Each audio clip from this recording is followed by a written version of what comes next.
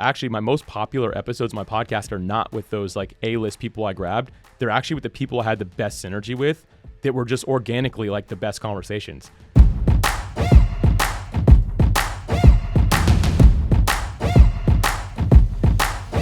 All right. Our guest today launched his first podcast in 2019, I believe. Is that correct? That is correct. Never looked back from there. In fact, he's since dedicated his entire professional life to podcasting and helping people like you and me launch, produce, and grow podcasts. He's got multiple businesses related to podcasting, hosts some shows of his own, and he lives and breathes audio. And you'll find him steering the ship at podmatch.com and a bunch of other businesses related to podcasting. So today we're going to be chatting with the one and only Alex Sanfilippo. Did I pronounce that correctly or did I butcher it? That's so close. Sanfilippo. No one ever gets it right, but that was like, I would give that a pass. That's definitely a B+ right there. Good job. I should have asked you before. I mean, people usually mispronounce my name. I should have asked you before. That's on me. So let's dive right in with the basics. First off, if you wouldn't mind just giving a tiny bit of background on podcasting for you and like where that entered the equation in your life. Yeah, sure. So to make a long story short, I did 15 years in corporate America. And when I decided I was ready to move on from that, I couldn't really figure out the whole entrepreneurship thing. So I was like, you know what I'm going to do? I'm going to start a podcast and talk to people that have left a 9-to-5 job to be an entrepreneur. And that's going to give me a roadmap, right? It's like free coaching, more or less. And that's like a little bonus of podcasting there. But when I started that, decided, okay, I'm going to do a podcast, I started like asking for help. And I realized right away that the industry has such an abundance mindset. I mean, everyone was willing to help. There's people like, hey, I've got a really big show. Here's the tools I used. Here's some old gear that I used. Hey, when your episodes come out, I'll start sharing them for you. Like everybody was just like really kind. And I came from an industry that was a little bit more cutthroat, a little bit more competitive. So like more of a scarcity mindset. So that shift right there, I was like, man, I love this podcasting thing. This is cool. And along the way of just discovering what it meant to become an entrepreneur, I realized that the people I cared about and wanted to help had become podcasters. So really, like you said, I jumped into podcasting and never looked back. I decided to try to find a way to provide services and help just people that are in the podcasting game on either side of the mic. And the rest has been history since then. So it's safe to say you've enjoyed it. Oh, I love it. What are the hard parts though? What keeps you up at night with podcasting? What are the parts that aren't so glamorous that you wish you could avoid? Yeah, so from an industry standpoint, I'll share that first. There's a pretty big failure rate in podcasting, which I think is any form of creating. Like if you're on YouTube, if you're doing any sort of like live stuff, right? Anything that you're doing, there's a pretty big failure rate. So what keeps me up at night is helping more people stick with it. So they start their podcast, but I want them to actually stick with it. And so my goal is to help more people get to the 1-year mark of their show, because I find after that, a lot more people are interested in hanging around, because that's when you start seeing some traction and stuff like that. For me personally, as a service provider, I'm always looking to add more value to the people that I'm serving to build community. What keeps me up at night is as it grows, how do I keep like hands on, right? And that's probably a talk for a coach right there. Blake, I don't know if you want to tackle that, but you know, like for me, it's just really how can I continue to be hands on and just love and take care of the people that have trusted me with their time and wallets often. And you mentioned that you were kind of drawn to the community because it's a kinder community. It's not super cutthroat. People willing to help each other. Are there any other reasons why you really identified with this medium outside of or apart from like video or written text, social media, stuff like that? Why is podcasting for you specifically awesome? You love doing it. You never want to leave. Yeah. So for me, it's a great question. For me personally, I love interviewing people. Like I'm curious. I love getting to know people, and being able to share that in a way that also helps other people was just like such a fascinating thing to me. And sure, I've used video at times, but for a long time, the first 158 episodes of my show was audio only. And that's all I really was looking for. And just thousands of people were saying how helpful the conversations were. But for me, I'm a curious creator. I'm a curious entrepreneur. I just love talking to people and meeting them. So this was like, to me, the best medium for that. Additionally, I'll mention one more thing. I love consuming podcasts. While I'm working out, I'm not listening to music. I'm listening to podcasts. If I'm ever cleaning the house or doing anything like that, I'm also listening to podcasts. So for me, it was just a great way to be in the space that I love. It's the way I love to consume content, so I want to create it that way as well. I'm the same way. I only listen to podcasts, not a huge music person in the car or wherever. I don't go to the gym, but wherever I am. And sometimes it's actually hard to turn that off, because if you're doing that for your work, it's a lot of podcasts. Yeah. It's a lot of stuff to go. But I'd love to dive into, for this episode, really getting into how to find the perfect guest, but there's a lot that goes into that. It's not just a simple question. So I want to start from the beginning. And when we're talking about interviewing, finding a guest for podcasts, you're kind of assuming a specific format. You're assuming an interview format right off the bat. But before we even get to that place, you kind of have to decide, if you're starting your own podcast, if an interview-based show is for you or not. So maybe you could help me walk through frameworks to know if I should do a talking head podcast, or if I should do an interview podcast, or if it should be more serial. Like, what are the types of things you're looking for a skilled interviewer? Yeah. So first off, you got to look at yourself and reflect, like, do I like talking to people, right? Like, nothing against it. Like, if you're a major introvert, but you have good information to share, you're probably best off doing something that's like a solo cast where it's just you sharing the information. If you're like, man, I hate talking to people, like, don't step into it and not like it, because I will say this about podcasting, it turns into a labor of love. It's a lot of work. It's very rewarding, fulfilling, but if you don't like it, then I don't recommend doing it. But for me, it all begins with why. Like, you have to ask yourself, why am I doing this in the first place? What is the ultimate purpose of it? And when you sit back and really reflect on that, you can come up with the right kind of show for you. If it's just to entertain and you want to do something that's like stand-up comedy, maybe it's best that there's not even an interview. Maybe it's just, hey, you bring in yourself and other random people that are good in that space to be the talent for that week. So it's not an interview, it's just random people. Or perhaps it's something that you're trying to teach people how to do something. An example, I have a friend who runs a service where he wanted to actually train more people on how to use the service properly. So he did an 11-part podcast series, and it's just him sharing, this is how you get started. After you get started, this is how you set your profile. After that, you go here. And it's just 11 episodes of that, and it's just him talking.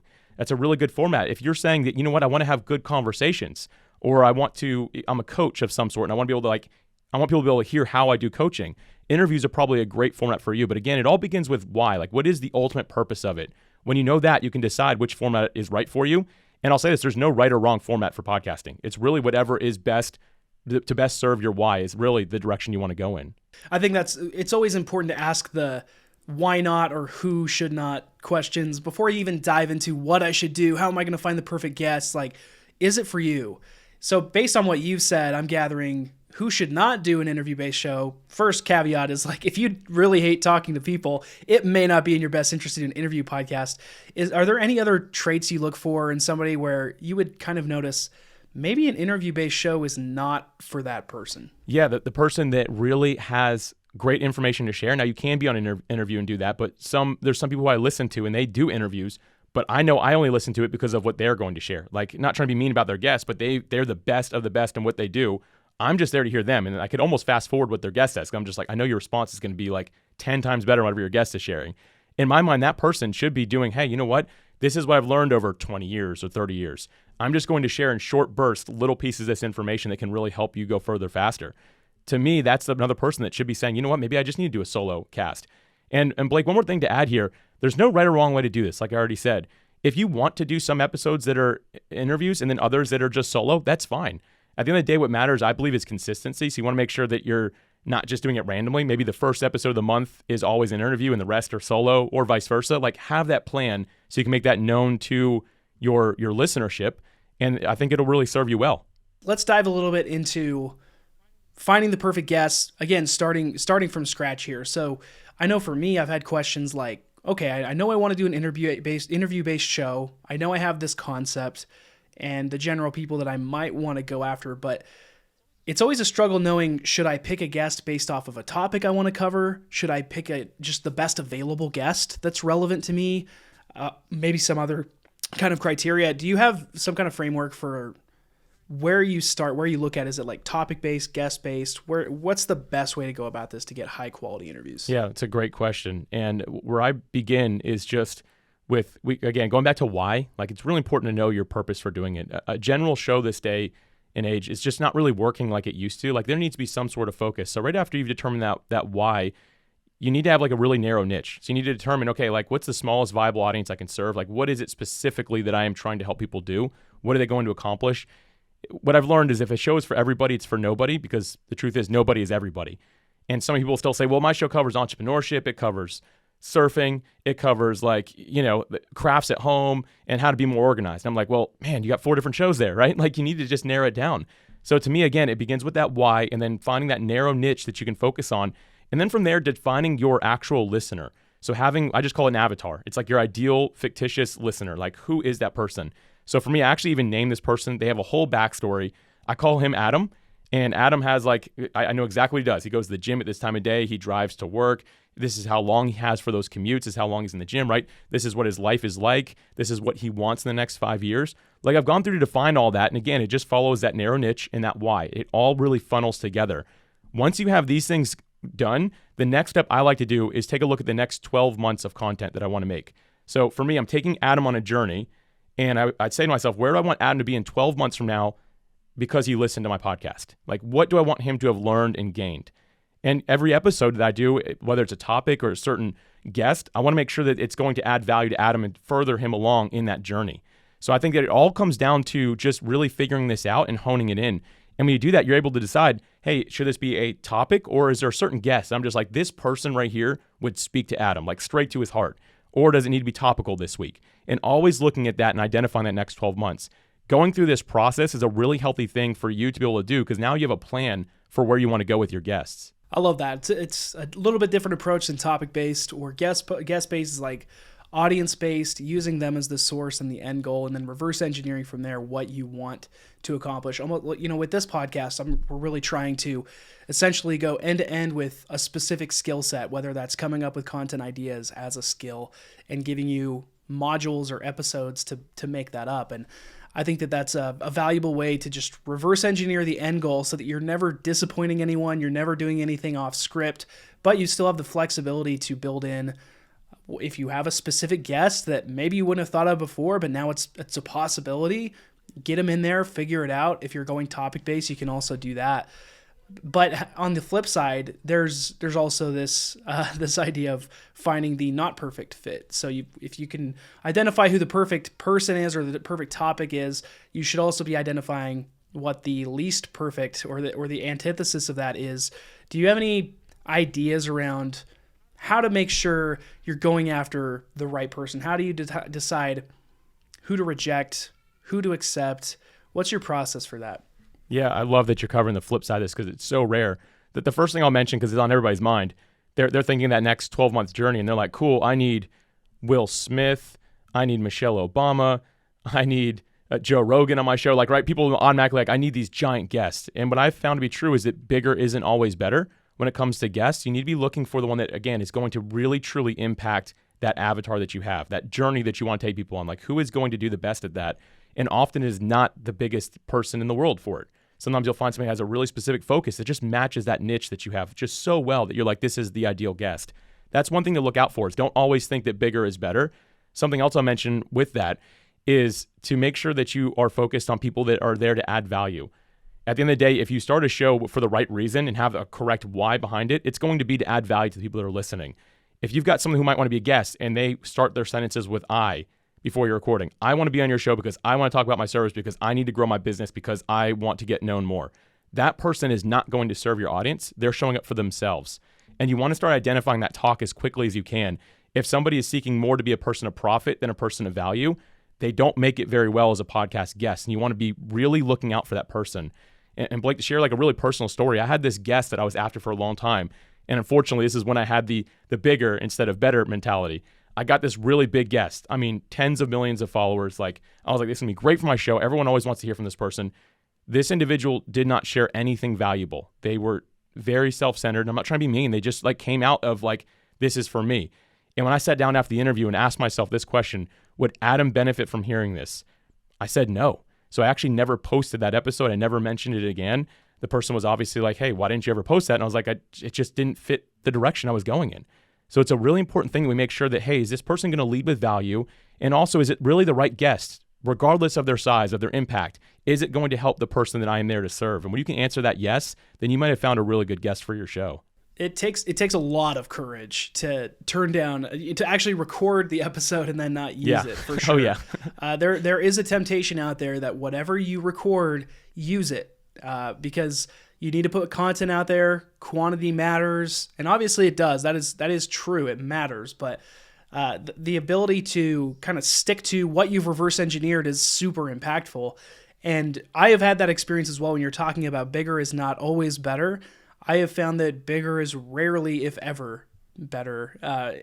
I've had bigger guests on as well, and published those episodes, and they're just not that incentivized to publish because they don't need you. You need them a lot more than they need you. And it usually ends up being a little bit disappointing if your strategy for distributing your podcast and promoting it is solely based on the other person sharing everything and just getting a viral piece of content out there, it's probably not a real strategy. It's more wishful thinking from my experience. Is that aligned with what you've experienced, especially with bigger guests? And what have you found to make bigger guests kind of work if it's possible? Yeah. I mean, I love that you're sharing that, like, at the consistency is important. I mean, the show is called Hit Publish, right? I mean, so it's like, we want to make sure we are hitting publish, but as long as it's valuable. So I'm glad you mentioned that. I just want to throw that in there real quick. But going back to the actual question at hand here, some bigger guests can work, but again, you've got to look at their agenda. Like, are they there to add value? What makes you have the wrong mentality in this? So like me as the host of the show, I have a wrong mentality if I'm saying, ooh, they're going to share this and a bunch of people are going to see it. First off, chances are like an A-list guest of some sort, like a celebrity or something like that, they've got their whole content strategy booked out for a while. They are not going to share the episode they did with you. And so you can't bank on that. And here's the thing, even if they do, you might be like, ooh, more downloads. But the thing is, people came to your show or YouTube channel, whatever it is, for that one episode, and then they leave because they're not following you, they're following that person. And what you're doing is serving that person's audience instead of Adam as my avatar, right? Or whoever your avatar is. But in some cases, big guests do work. I've had some really big names on that had the right focus. Like, they're people of value. They wanted to actually help me, and they wanted to help my audience. They really cared. They're the ones I did like a pre-call with, and they knew my name. They knew the name of the show. They weren't like, hey, man, what's your name again? And, oh, is this a podcast or YouTube? Like, what is this, right? They're not the ones asking that. They're saying, hey, Alex, I really liked creating a brand. I listened to some of your episodes. This is back when I had an entrepreneurship show. And they were like asking little questions about it. Okay, who am I talking to? All those things clarified the fact that, yes, this is a big guest, but they are going to work because, more importantly than being a big guest, they are seeking to be that person of value for my ideal avatar. I love it. Some important points here, because this goes against the grain a little bit of everything you're told. Usually interview style, you're just told the strategy is get big people, get them to promote it. That's what's going to help you grow. But really the growth, it's a lot harder, a lot slower than you'd like to. But the more that you put out quality interviews and get the right people in, that's what grows it more than getting the big people in, for sure. When you find a smaller guest, or not even a smaller guest, just the right guest, do you have like a checklist of things that you're looking for, or is it as simple as Adam would find this useful? No, I actually have an agenda there, and I should. So again, going on that 12-month journey, I want to make sure that I don't have, and I made this mistake early on, I had 3 episodes back to back. They were all like basically the same topic, right? So sure, they might help reinforce the point a little bit, but 12 months later, I'm like, this isn't a social media marketing podcast. Like, that wasn't what my show was, but it kind of turned into that for 3 weeks. It's okay to touch on that point, but along the way in a journey, right? So maybe every quarter I would have that on there. So I'm strategically looking at, okay, this guest would add value. Is it the right time? Like, we've been kind of on this trend. Is it a good shift to move over to this type of thing right now? Like, having that in focus and making sure that okay, this is what somebody would actually, listening, would actually value from. So yeah, I kind of loosely have it there. I don't have any like true checklist on the fact of, I want to make sure I have some sort of pre-interview call. I want to make sure that before that even, I want to do my research on the guests. I want to see, do they have a book out that's going to be helpful? What do the reviews of that book say? Have they been on other interviews? I'm going to go ahead and watch or listen to those. I'm going to do my best to learn as much as I can. Then I'm going to jump on a pre-interview call just to make sure that we're really aligned. And at that point, I can really tell, okay, this is probably a good fit. And at that point, I would actually tell them, hey, here's what I'm thinking. Like, here's the direction of the podcast. Here's who's listening. And this is who I'm serving. Like, this is the audience. That's who you're talking to. Is that a good fit? I'd actually even clarify it. And kind of going along the way, those steps, a really organic process, if you will, but with intention, has been what has served me the best. And there's oftentimes where both me and the potential guests have said, you know what, probably not quite the right fit. Right now, you're trying to promote this new book. That doesn't really relate to what I'm looking for. So we'll pass for now, maybe circle back later. But yeah, asking some of these, again, pointed organic questions have been very helpful along the way to make sure that you're bringing on that right guest that's really going to serve the audience. But diving into all the different things you actually have to do, which is the bulk of this actual thing, when you're coming up with the right guests, you actually have to come up with ideas for who you want to talk to. You have to prep for them. You have to record the episodes. You have to promote them. There's a lot of stuff, a lot of actual work that goes into it. So let's go into the process for you specifically. When you're thinking about a podcast and planning things out for a little while, and your calendar may already be totally full right now, but let's assume it's blank. You're planning your next steps, your next few months. What would be your process for trying to find net new guests if you just didn't really have a great idea of who to start with or who should be next? Yeah, first off, Blake, if I had nothing on my calendar right now, that would be super scary as a creator. You're like, uh-oh, no episode for next week, right? Like, and consistency being the most important thing you can do. Anyway, that would freak me out. But thankfully, there's a little bit of a roadmap, right? And there should always be something in the queue. To me, it all starts with having an Excel list, and you can use whatever. I use Excel to basically say, hey, here's like an ideal list of guests. Like, these are people that I have talked to, I've met, or someone has referenced. Like, just keeping a running list. These are not people you schedule with or even reached out to necessarily. Just having an idea of like, hey, here is a good group of people. Aside from that, I always recommend finding your place to be able to really do that guest search. So like, where are you going to like farm in your guests? Like, how are you going to do that? There's all types of strategies here. The oldest of which is just social media, right? People doing direct outreach. Like, hey, Blake, I heard you have a show, hit publish. I want to talk about publishing episodes. Would you come on as a guest? Right? Like, there's that old school way. From there, there's also people that will do just referral based. I have a friend who has over 2,000 episodes, and he's only done referrals since day one. So he did an interview, basically said, hey, I can't let you go until you tell me 3 people that might be a good guest. And that's how he brings on his guests. It's very interesting. And there's modern tools, like one of which is mine, full disclosure here. Podmatch.com is my company. And basically, it's a matching service. So think of like an online dating app, but instead of connecting people for dates, it connects people for podcast interviews. So you basically register as a host or a guest, and it'll basically decide, hey, this might be a good fit for you. That doesn't always mean it's going to be the right fit. Only you know what your audience needs, but it'll at least put you in the right direction. Using tools like this is going to help you make sure that you can keep that proper focus in mind. And again, keeping that running list of people with maybe some topics they can cover. And then just last thing I'll mention is staying curious. Like, when you get to know your audience, you should be talking to them. You might be thinking, okay, next 12 months is where we're going to go. And then you talk to 4 or 5 people that listen to your podcast and like, man, I really wish I knew more about this topic. Like, I wish I knew more about how to use Riverside. We're content creators on YouTube, and like, we could just use more of that. Then maybe it's time to find a guest like Blake to come on and basically explain like how to leverage this platform the most. You may not have been thinking that was an episode that you wanted, but after talking to your audience, you may realize, okay, I need to actually go out and find somebody like that. I love it. Yeah, there are definitely a lot of methods. Easy to keep it simple. Have a list. Check it twice. Just keep it right. Keep it going over and over. Have a simple process. But when you get to a place, let's say that you have my name on your Excel sheet, you've decided you're going to reach out to me.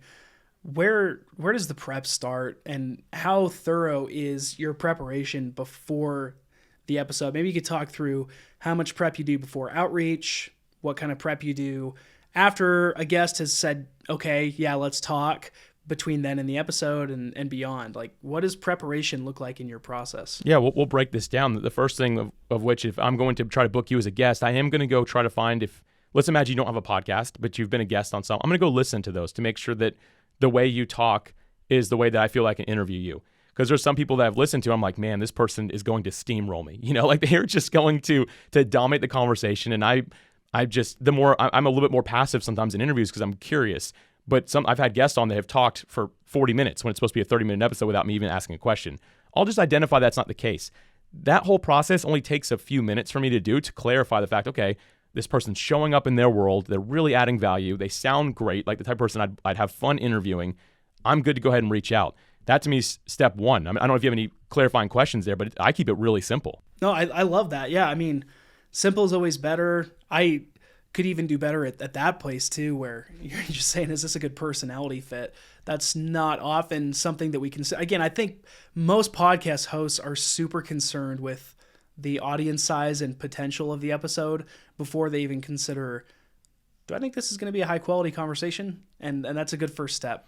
No qualifying questions or clarifying questions. Just wanted to put that. Yeah, no, thanks for reinforcing that. You know, my most popular episodes of my podcast are not with those like A-list people I grabbed. They're actually with the people I had the best synergy with, that were just organically like the best conversations. Like, I probably had 10 episodes over 100 that I didn't require a single bit of editing, which is super rare. Like, people sneeze and it needs editing, right? You know, like, but needed no editing at all. It was like a perfect conversation with somebody I had known my whole life. And those episodes are all my most popular. And it's not because we promoted them or anything like that. Just people could feel the fact that this is a raw, great conversation, and they end up being the most popular. And there were people that most people would literally never know. And so, yeah, just to, again, reinforce that point, you don't need a whole lot of time to do your pre-reach out prep work, because you just need to see if there's going to be synergy. And also, you don't even know if they'll agree to come on. So if you spend like 4 hours like determining, okay, this is the best guest, and then you try to reach out and they don't respond, it's like, oh man, it's 4 hours gone, right? But I'll dive straight into, if it's okay, Blake, right into the like how to actually get them to say yes, right? Yeah, I'd love to. And even if you wouldn't mind talking about your favorite formats for doing that, like, are you an email guy, DMs guy? Where do you find the most value in terms of conversion rate, I guess you could call it, of getting people to say yes, but then also talking about the prep work that goes into once you've decided, all right, they're good to go on the show. What does your outreach look like? How much detail do you really go into at that point?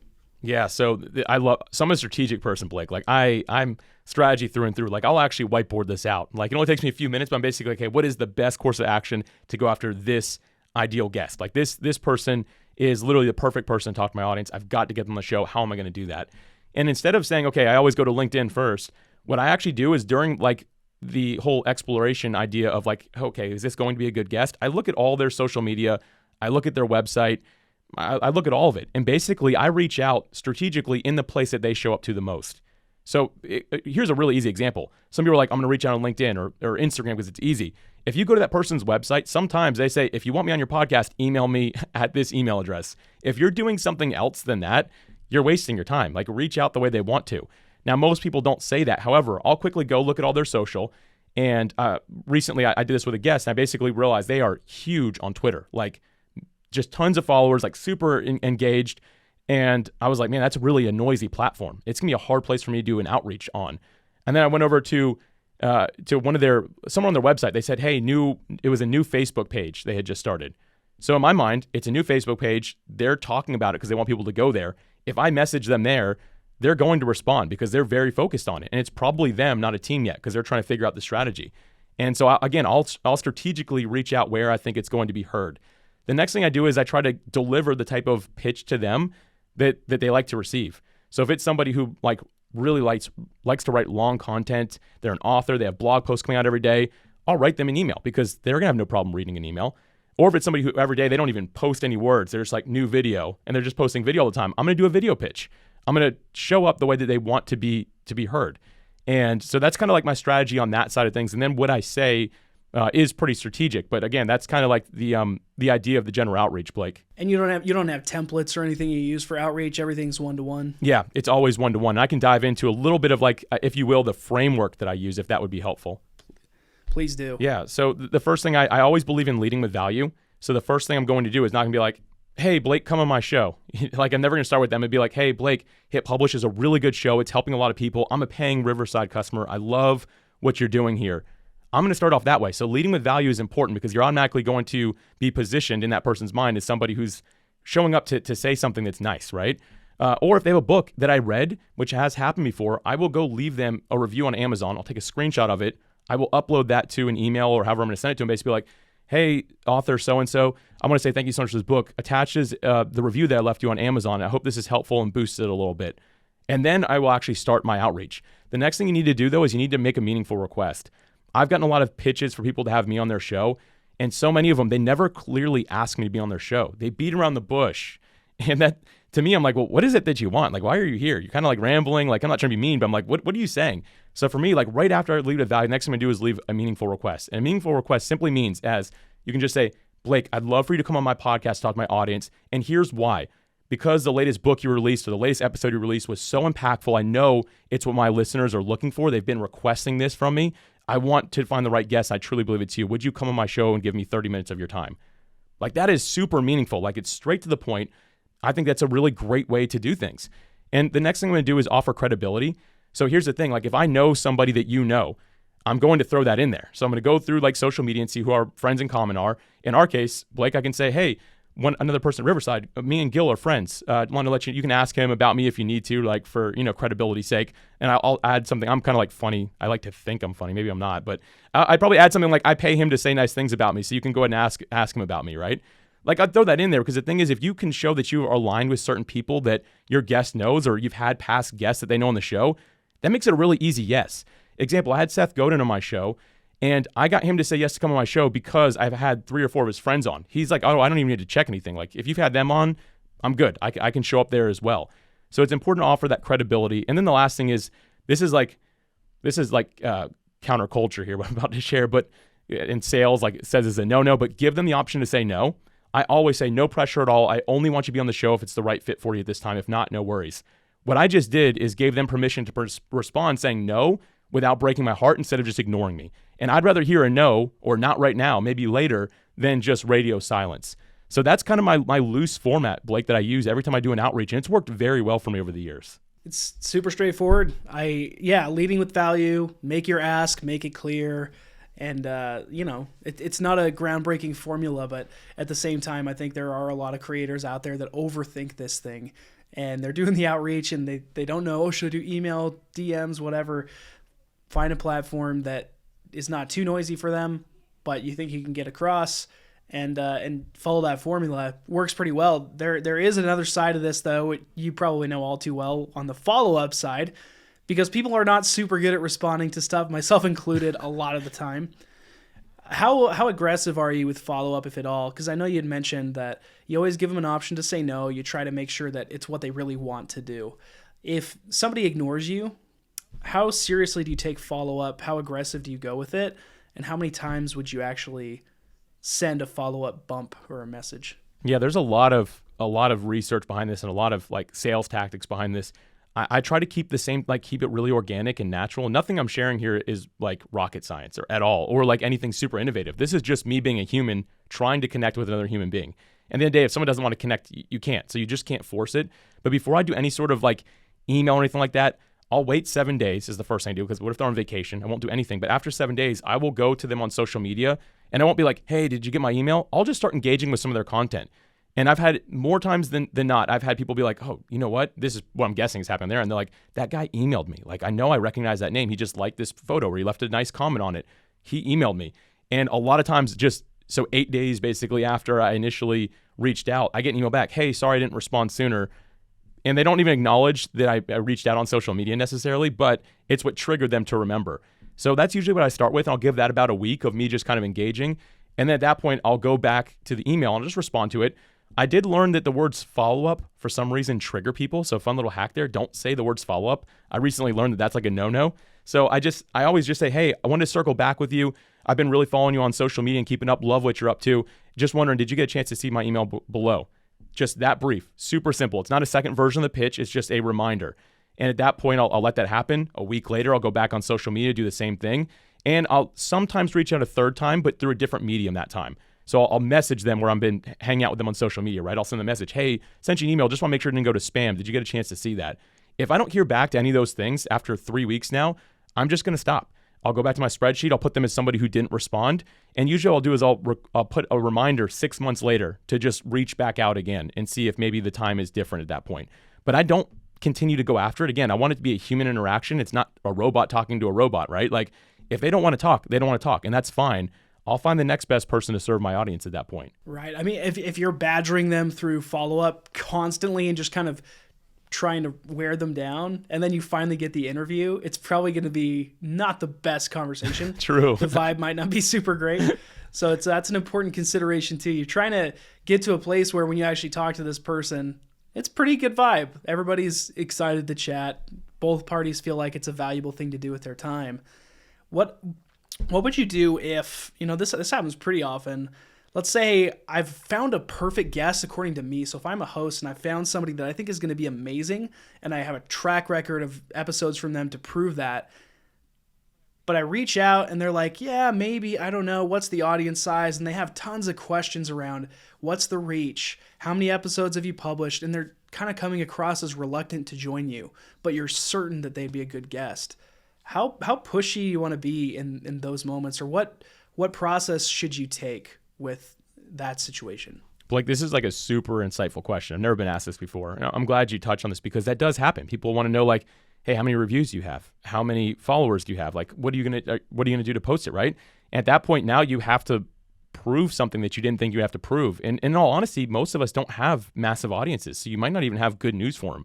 And it makes most of us, myself included, you lack confidence in that space when you get asked these questions because you're like, oh man, I'm not really going to be there, right? Like I don't know if I'm going to be at the level they want me to be at. What I found works the best, and this is just my personality, I'll send a really short video about it. It's better than just trying to email it all out and basically defend yourself, right? Or like defend why your audience might not be as big as somebody else's. And I'll just show them basically like, hey, listen, we've got a couple hundred people that listen, or we've got less than 100 people listen, whatever it might be.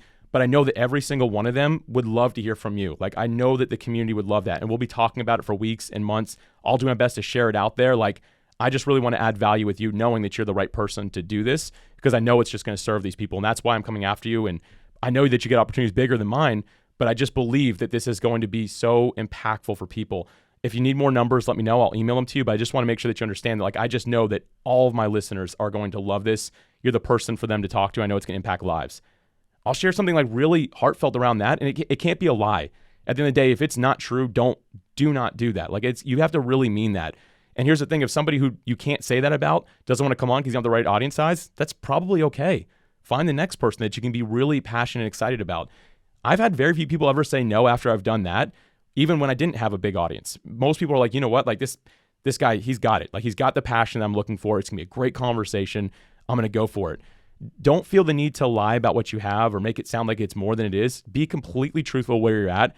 But if you can show that you know the audience really well, most people are going to come on, because you know what? Most people with bigger audiences have no clue who's listening. When you say, these are the 50 people who are listening that I serve, then they're going to show up for it. And because they're going to understand that this person really knows something that most people don't. So I always try to lead that way. A short video about it, followed by a little bit of information if they request it. But I keep it, once again, really organic, really simple, and just let it be a human-to-human interaction. Your point there around, like, if they care so much about the numbers to the point where they just can't do it even after all that you do for them, maybe not a great guest. That's so true. I am curious to know if you do incentivize your guests in any way, though, to try to sweeten the pot. Like, and maybe this ties into the question as well. Do you believe in ever paying your guests? So for me, I'm going to lean toward no on that. Technically, not to get into like the legal side of things, but if you're paying somebody to be your talent, you're supposed to disclose it publicly for anybody who listens to know this is paid content. Like on TV, like if it's something's a paid infomercial, like it has to start off by saying that, right? Like you have to technically say that. I've always been more so it's just an exchange, your time for access to my audience, and together we add value. And that's always been more my thought. Now, like on Podmatch, if a host does register, we do pay them for releasing interviews, but not for necessarily booking guests. We pay them because we want to help content creators get some money back in their pocket. Like that, we're super passionate about it. We call our Pod Value Initiative. So there are ways to like bring in a little bit of revenue from it. I have paid a couple of guests, and let me mention how I've done that. I've donated to their charities, some of the bigger ones. I know that they have charities, so I've donated money to them. And basically that was a great introduction, like, right? Like it's a nonprofit that I'm giving to. It's something that I can get on board with. It's not like something crazy or strange, right? Like one of them was helping feed inner city kids that couldn't afford food, right? Everyone believes in that, I hope, right? So I was able to give a few $100s to that and then talk to the guests, or talk to that ideal guest to have them come on. At that point, they're like, yeah, of course I'm going to come on. Like you're giving to a charity that I started or something I firmly believe in. So I've done that method, which is just maybe a little bit different. It's indirect payment, if you will, but it's to a good cause. It kind of comes up being a win-win. But for me, at the end of the day, I always just tell people, hey, we're going to do our best to promote, and it's going to be a free interaction. Like I'm not paying you, you're not paying me. Like we're just coming on here to add value together. We're going to share it with the world the best we possibly can for as long as we possibly can. And 99% of the time that has worked fine for me. I've maybe had one case where somebody was like, nah, I'm not doing it. Well, so far we've covered like how to know if an interview is even for you, how to come up with ideas for people to interview, what to focus on, topic-based, audience-based, whatever. Now you get to the point where it's actually time to do this thing, which is the biggest part of it all. How much does coming up with interview questions stress you out? Like, does that keep you up at night with coming up with the right questions? I know you do a lot of research. You don't want to ask the same stuff that everybody else does, or else why even record the podcast? How much does that stress you out? For me, I actually love that part. Most people, it does stress out, but for me, here's an example. We're going to talk about a book. I'm going to read the whole book before I have somebody on. I've typically interviewed authors in the past. So I'll read the whole book that we're going to talk about. I'll pull out my questions. And for me, it's just like I'm getting a quiz at the end of it, right? Like I enjoy that process. That's fun for me. But then I'll kind of like, based on how I understand their personality is from listening to other content, I kind of understand like how much I can joke. I'll add some fun questions in there, some personal stuff, and just kind of get a good mix. And so for me, that's always worked out really well. I try not to have questions that I'm stuck on using, like that I'm like, I have to say it just like this. Like I'll even mention, like on the question, I'll basically put, ask him about this or ask her about that. Like I'll just make it really simple. So I'm not like trying to just sit there and be like, so what is your favorite entrepreneurial story from your background. Like I'm not clearly reading that off of something. The idea is, hey, can it just flow organically? If it doesn't come up, I'm not married to the question anyway. I can just pass right by it and be willing to be flexible, go a different direction. So I do very little scripting. I have a general idea outline of like, hey, this is the direction. If I start off with this question, he'll probably answer it this way, or she'll probably say that, which will give me the option to go here. I can then ask about this personal story. I'll have that idea, but the less, again, married that I am to that idea, the better the interview seems to go. So I'll do my research. I'll know my stuff like I'm interviewing a friend, not somebody I've never heard of before. And that's worked really well for me. My audience really received that well. Again, that show specifically was for entrepreneurs, and they didn't have a lot of time. Adam, again, being my avatar. I wanted to keep about 30 minutes. So I had to be really pointed, really focused on it. Now, on the flip side, I know some people that are just like expert interviewers, like they've been doing it for so long, they're like ready to go. They do zero prep work, like not a thing. And somehow the interviews come out sounding like incredibly awesome because it's just raw, organic. Like, I don't know you, you don't know me. Let's just have a really cool conversation here. And that's worked well. I don't think there's a right or wrong answer here. The best thing you can do as a host is have your audience in mind while you're listening to what your guest says. And I'll repeat that. Have your audience in mind while you're listening to what your guest says. You want to actually hear them and ask questions that you're curious about that your audience would also ask as a follow-up. If you're just waiting for your next question to come up or get a chance to ask it, it's not going to be a good interview. People can see right through that. You've got to be listening and have that audience in mind, and those two things together are going to serve you better than any other format that I've ever found. No, it's so true. Like, I got caught up in this a lot earlier on when I started interviewing people. I tried to have the perfect questions, and because I focused so much on the perfect questions, I found myself sticking to them too closely and not listening as much as, like, I was listening to speak, not to actually hear. And those are very different. It's a different skill set that a host definitely needs. Would you say, if you had the option between being massively over prepared or massively under prepared for an interview, knowing everything you know now, what's going to end up making a more interesting interview? So again, everyone's different. For me, being massively over prepared would be better, because it just fits my natural personality type. If you're somebody that's more like random, that really just enjoys like just how things can be sporadic or like whatever it is, like then don't prep. Like, don't stress yourself out about it if it's not right. Like, it's got to fit your personality. At the end of the day, the listeners are going to show up for the guests that you have, but ultimately they stay with the show because of the host. They show up because of the talent, but they stay because of the host. They want you, to be your authentic self. And if you're not that, again, people can see through that, even if it's subconscious. They might just be like, yeah, there's something about that host, right? Like, I can't hang here. But if you're being your true authentic self, people are going to be able to see that. So whatever is best for you, that requires some self-discovery, which, Blake, is a conversation for a different time with another guest, hopefully. But once you really start figuring that out, just be yourself and let things ride. And let it be a process. Like, it doesn't need to be perfect the first time you hit publish. Like, the first time you publish, you can be like, that was the perfect episode. No, let them be a little bit messy. Like, learn your craft along the way. We're talking about that 12 months again. You should learn during that 12 months as well. Like, if your guest is learning and you're not, that's a problem. They should be able to hear the difference in your voice, in your confidence, in your ability to interview over that 12-month period, so they can say, I grew with this person. That's ultimately what we're looking to do. Do you have any questions that you love asking? Questions that are so good you actually find yourself recycling them often? Yeah, it's actually at the end of the episode. I always like to ask if someone has any final thoughts on the topic we talked about, or any like final words of wisdom. I always like word a little bit differently, but I always love what you get, because there's always those things. It's like in the back of the mind of a guest, usually they're like, oh man, I wish we could have talked about this, right? It gives them that chance to do that. And sometimes those like 1 minute responses or 2 minutes, whatever it comes out to be, can be some like the most powerful stuff you ever hear. And it'll jump into like more conversation sometimes where it's like, ooh, that's really good. Like, let's dive into that as well. That's really the only thing that I've repeatedly asked.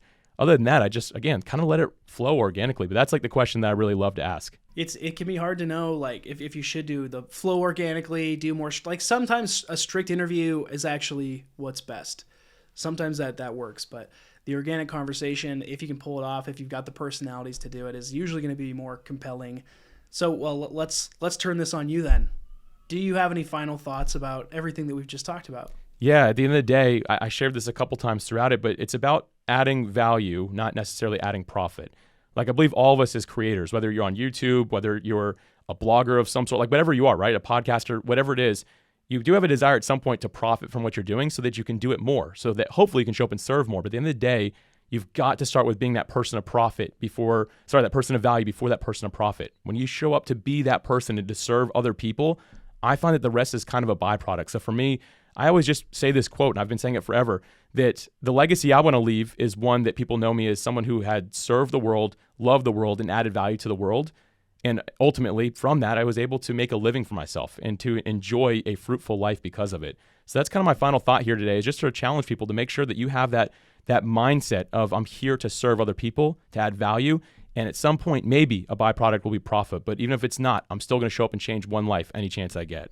Well, I certainly appreciate you coming on. Learned a lot about a process we don't talk about enough, which is finding the right guests. Not just how to do outreach, but like, how do you find the right ones? How do you focus on building a valuable product, a valuable asset for your audience over time through interviews? So I really appreciate all the insights here.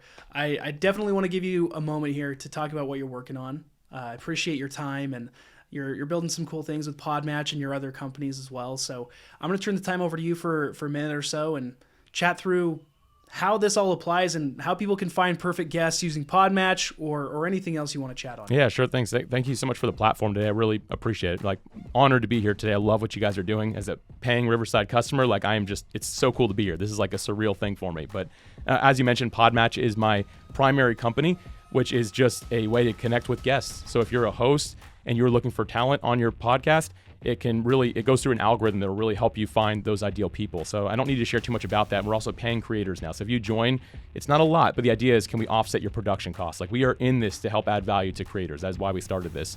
Aside from Podmatch, you can find everything I do, like including my social links, my podcast, everything I do at podpros.com. And that's like my hub that I created for everything. But Blake, again, I love what you're doing here with Hit Publish and with Riverside. I'm a huge fan of what you guys are doing. Just honored to be here, and hope that your listeners continue to grow and you just are adding a ton of value here to people's lives. I appreciate it. Again, Alex Sanfilippo from Podmatch, from Pod Pros, creative brand, all these different things. You're building a lot of stuff. You're busy. I am. So, it's all very focused. It's all for podcasters. So I will say that. Appreciate you coming on, and we'll have to have you back on too. I enjoyed this conversation. There's probably more that we can even dive into. Oh, I'd love that, Blake. I'd be honored. Again, thank you so much for having me here today, man.